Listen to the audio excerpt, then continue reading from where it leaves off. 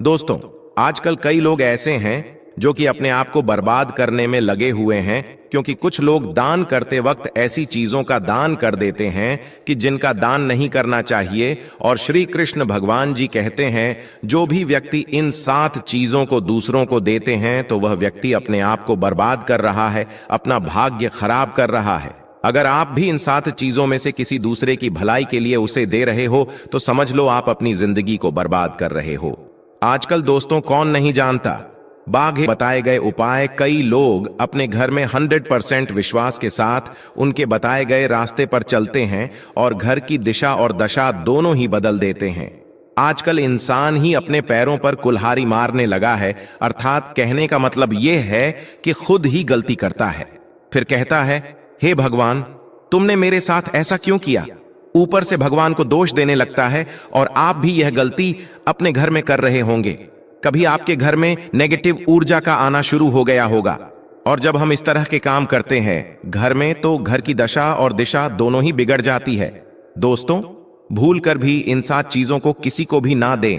भगवान श्री कृष्ण के अनुसार मनुष्य को अपने घर की चीजें भूल से भी दूसरों को कभी उधार में अथवा भेंट में नहीं देनी चाहिए।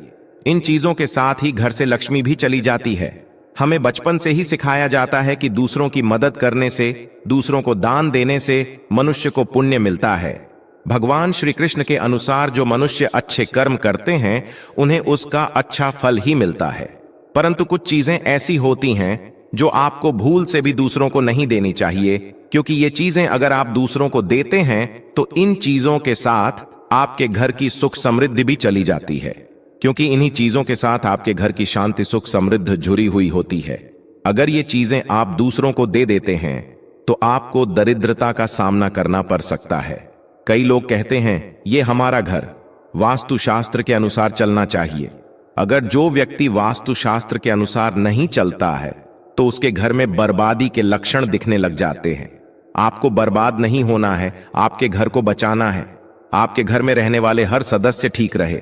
रसोई घर में ये गलती मत करना कभी। और ईश्वर कहते हैं कि जो भी व्यक्ति अच्छे तरीके से पूजा पाठ करता है उसे मैं स्वीकार करता हूं, उसकी हर मनोकामना को मैं पूरा करता हूं। वीडियो में आगे बढ़ने से पहले अभी ही वीडियो को लाइक कर और नीचे कमेंट बॉक्स में लिख दो, सच्चे दिल से जय महालक्ष्मी। दोस्तों, विष्णु पुराण में इन चीजों का उल्लेख किया गया है।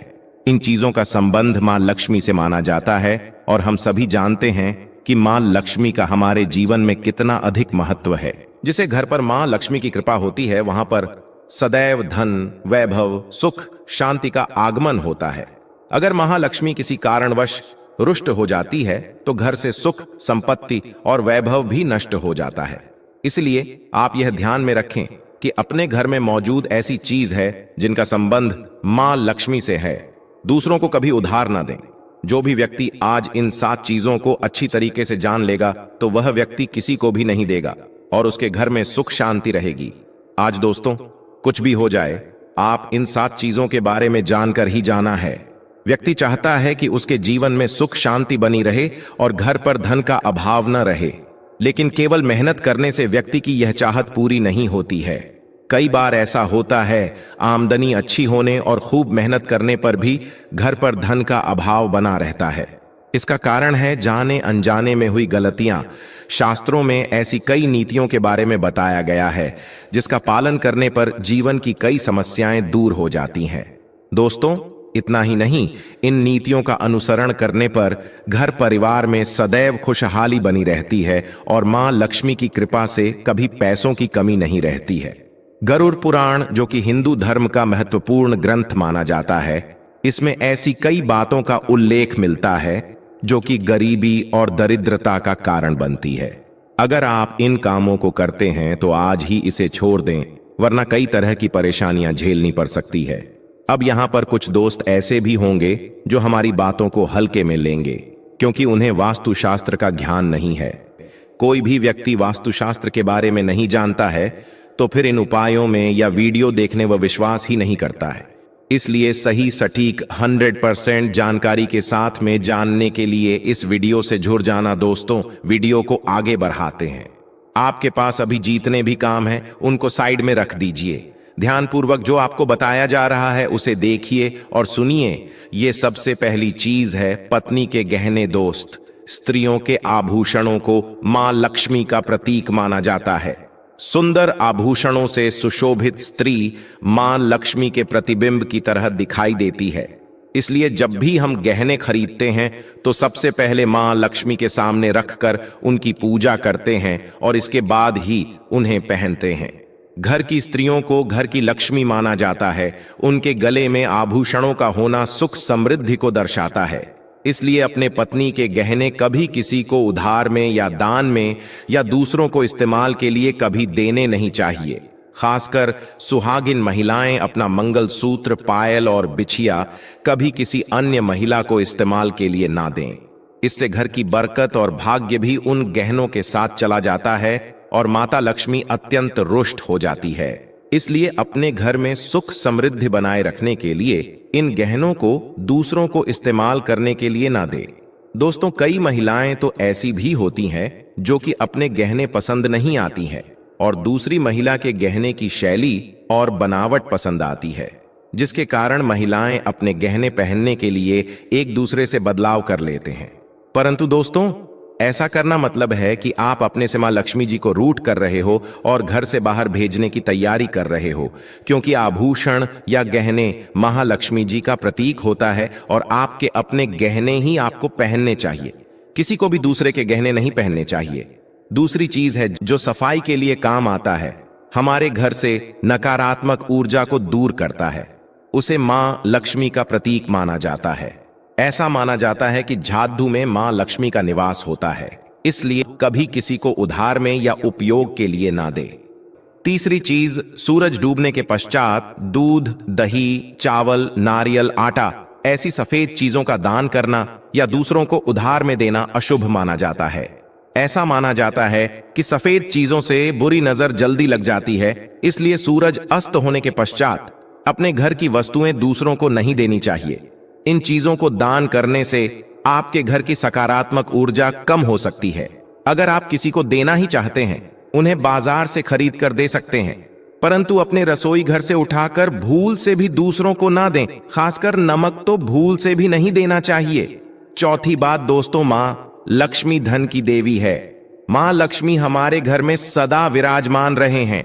ऐसा हमें सदा ही प्रयास करना चाहिए, जिससे घर पर महालक्ष्मी की कृपा होती है, वहां पर धन की वृद्धि अवश्य होती है। इसलिए अगर आपने अपनी पत्नी के पास कोई धन रखा हुआ है तो वह पैसा किसी को उधार में नहीं देना चाहिए। अगर आप किसी को अपनी पत्नी के पास रखा हुआ धन उधार में देते हैं तो आपके घर से लक्ष्मी चली जाती है और भविष्य में आपको पैसे की तंगी का सामना करना पड़ सकता है। खासकर त्योहार, एकादशी के दिन अपनी तिजोरी में रखा हुआ धन दूसरों को कभी ना दे दोस्तों।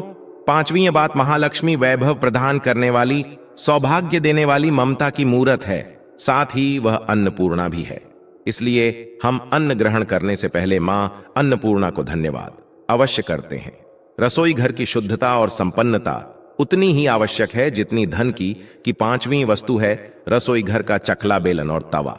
जी हां, आपने रसोई घर का चकला, बेलन और तवा दूसरों को कभी इस्तेमाल के लिए या उधार में नहीं देना चाहिए। ये चीजें दूसरों को देने से आपका भाग्य भी उन्हीं के साथ चला जाता है। मां लक्ष्मी को अत्यंत प्रिय है, इसलिए ऐसा कभी ना करें।